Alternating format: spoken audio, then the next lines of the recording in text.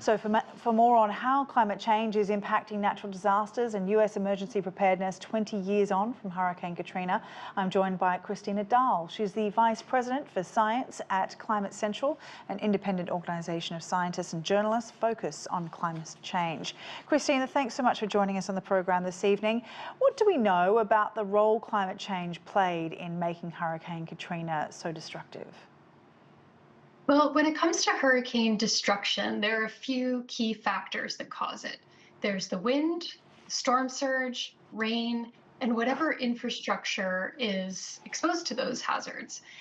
What we know from a study of climate attribution, which is when we try to quantify just how much climate change contributed to each of those factors, is that the warmer sea surface temperatures that Hurricane Katrina experienced in the Gulf of Mexico as it barreled toward Louisiana were warmed by climate change by almost a degree, and that led to a 5-mile-per-hour increase in the speed of the winds. Now, that doesn't sound like a lot, but even a small change in the wind speed of a hurricane can lead to a massive increase in the amount of damage.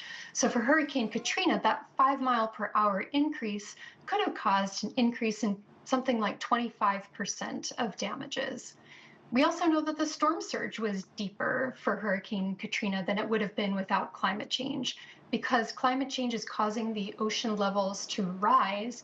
And so when a storm then pushes the ocean water toward the land in that storm surge, that surge is deeper and it can reach farther into communities. From what I understand, the consensus is that climate change is not necessarily making these weather events more frequent, but far more intense. So in the 20 years since Katrina, how has our ability to predict and prepare for extreme weather events like this changed? Yeah, our ability to predict these events, hurricanes specifically, has grown enormously over the last 20 years. So when Hurricane Katrina was out in the Gulf of Mexico, the satellites that we had out in space to watch the storm weren't providing continuous images to us. And there was a period of the day when they were in shadow, when their solar batteries were low, and we actually had these kind of dead periods where we couldn't see what the storm was doing at all. Now we have upgraded satellites that monitor continuously. So minute by minute, we can see where a hurricane is, how big it is, where it's heading. And that really helps us to predict both the path and the intensity of the storm. And scientists have gotten much better at predicting a few of the aspects of hurricanes that are most critical for understanding how communities on the coast need to prepare. So one of those is rapid intensification. So this is a phenomenon when hurricanes go from one category to another category very, very quickly in a short period of time. And for a long time, it was hard to predict that rapid intensification because it seemed sort of unpredictable. But scientists have gotten much better at that, and they've also gotten much better at forecasting the storm surge of a hurricane, where it's going to hit along the coast, how deep it's going to be. And then finally, we're getting better forecasts earlier in the process. So whereas it used to be, you only had 2 to 3 days of knowledge before a hurricane was going to impact a coastline, now we can see out 5, 6, 7 days ahead of time. And that gives people along the coast more time to prepare. Yeah. Now, and we know, of course, that Katrina enforced changes at the Federal Emergency Management Agency, otherwise known as FEMA. But of course, now the Trump administration is reversing some of those reforms, cutting billions from its preparedness programs. What do you make of these rollbacks, given the science of what's to come? Yeah, well, we know from the FEMA's BRIC program, which was Building Resilient Infrastructure and Communities. This program was intended to help communities prepare before storms like Hurricane Katrina, so that when a storm like that hit, there wasn't so much damage, so much loss of life, so much loss of property, and communities could get back on their feet faster.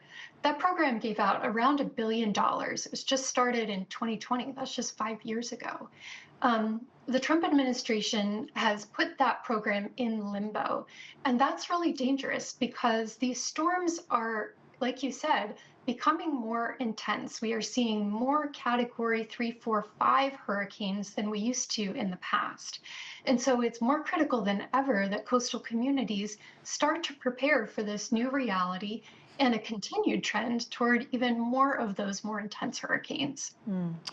Now, we know that Hurricane Katrina disproportionately impacted Black communities. What have we learned about race and climate injustice specifically? How has climate preparedness, how does it now take into consideration those most vulnerable? Yeah, I think this was one of the lasting legacies of Hurricane Katrina, because if you were alive and watching television at that time 20 years ago, those images of thousands of people trying to take shelter in the Louisiana Superdome for days, where trash was piling up, bathrooms were unlit and uncleaned for days. Those images are really burned into the minds of a generation of people in the United States who witnessed that. And that wasn't me. I was watching it on TV, but I can only imagine what that was like to live through. When we look at the statistics of who is most affected by Hurricane Katrina, we know that 3/4 of the people who identify as Black in New Orleans experienced severe flooding. And we know that of the roughly 100 or 150,000 people who were unable to evacuate before the storm, more than 90% of them were Black. So we really saw with this storm this disproportionate impact on Black communities, and it drew attention to it in a way that I don't think the mainstream media had done before. And that's not to say that these communities hadn't been calling out environmental injustice for decades and centuries, but for the first time, those calls started to be heard. And we see that now in the way that FEMA has revised some of its policies regarding how people get reimbursed for damage to their homes. There are now clauses in things like the Emergency Management Act that went into place in 2006 that prohibit discrimination in FEMA relief funding. And so we have seen some meaningful changes, but the reality is that many of these Black and Brown communities remain in flood-prone areas because decades and centuries of systemic racism have made those the most affordable places to live.